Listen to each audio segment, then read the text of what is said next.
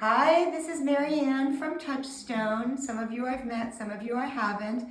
We are putting together this little video because I know there's been a few questions about CareLink, the new application we're using. Definitely appreciate your patience with this, but there were a few things that I think you might not know about with CareLink, so I just wanted to go through that really quickly. The first thing is that whenever you get a notification from CareLink, what you will usually see, and it goes away, but what you will see on your screen is new message in the CareLink app. And in this case, it's to please check OpenShifts because we have new OpenShifts in the app. So that's where you'll see that. And then the other place you will see it is in your texts.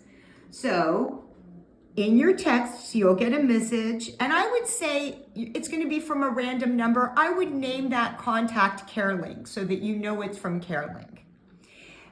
It will say you have a new message in CareLink, so please open the CareLink app. It's not going to come from us anymore. It's going to come from CareLink. Now, here's where I think a lot of people are getting a little confused. When you go to, sorry, I have a lot of apps open. When you go to CareLink, which that is the icon for CareLink, when you open it up and you're logged in, you see this little bell, okay? The little bell is where you go to see new messages. It's not going to automatically pop up. You have to click on the little blue bell and voila, there is a text from Touchstone. In this case, here are several. So this is a really important thing to check when you see that there's an update from CareLink or a text from CareLink. Go to the little blue bell, and because in this case, look, there's a new client in Westchase, available immediately, $20 an hour. If you don't check the blue bell for the messages, you're not going to know about that. So that's the first thing. And in some of these cases, it will say to call or text us if you're interested. The other thing that you need to know, if you don't already, is when you log into CareLink and you see your calendar, when you scroll down, well, you already should know you clock in and clock out for your shifts by pressing these buttons. But if you keep going down, you're going to see OpenShifts. And these are all the OpenShifts that are currently available. Now, I know right now it's a little confusing because it does not list the address for the client. It only says who the client is and the hours. If you are not familiar with that client, just give us a call, or Nicole or Tammy, or a text, and we'll let you know where that is. It is being fixed. So pretty soon it will have at least the zip code, so you'll know the general area.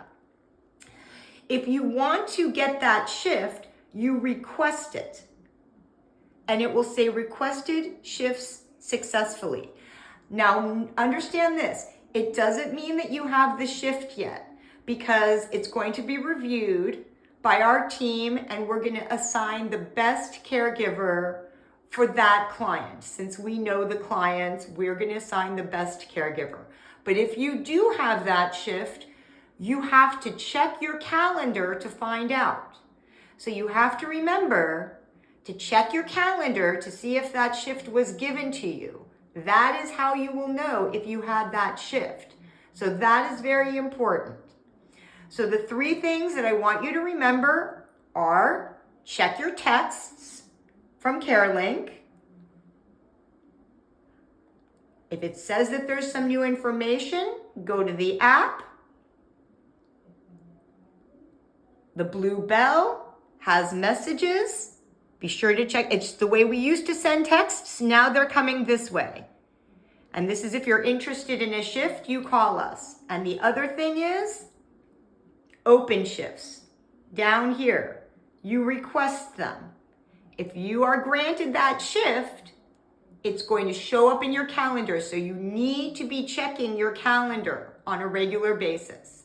If you have any questions, you can call us as usual, but hopefully that helps. Thank you, and thanks for working with us during this transition. Bye.